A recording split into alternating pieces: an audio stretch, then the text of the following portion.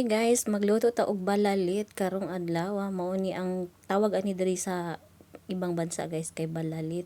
So nes pasta nang gigamit mga katimars, nagibutangan nato siya itlog, break pasta karon. So unahan nato mga katimars atong lutuon ng ato ang nes pasta no. Kana og pasta nga gabi kaayo guys. Ato na siyang pa-brown ni pagkaw man ang nabutangan dai nato na siyang tubig. Unya ato siyang lutuon og mga 2 minutes lang mga katimars.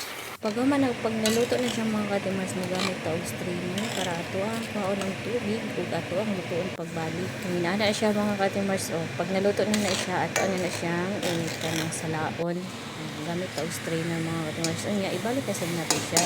Dayon siyang timplahan. Kaman diha mga katimars, una natong gibutang ang ato ang Arabic 12. Amo na ato unang gibutang mga katimars. Unya nabutang coconut flakes mga katimars. Dili siya powder mga katimars ha. Kaman diha mga katimars, ato na din siyang halu-haluon.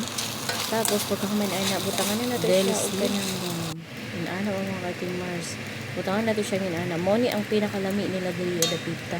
Nya butangan nato siya og kanang cardamom or hill. Tapos butangan nato siya mo rin na mga katimars, inana ra siya kadali. Pagkahuman ay butangan nato siya. Ang atong last ibutang mga katimars ay ang date syrups. Kana bitong tamar guys. Tamar na siya pero yun ana lang kadali magluto og kanang pamahaw diri mga katimars. Mo ni paborito sa mga taga diri sa ibang bansa.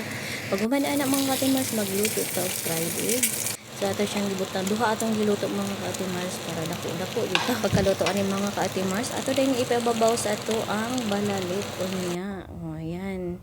Anana lang butangan na nato black pepper og sa topping mga katimars, depende lang butangan ba ninyo og cheese or dili. Ako gibutangan nang nako og mozzarella cheese para mas lami og nindot lang tawon. Daghang salamat sa inyong paglantaw guys. Have a great time.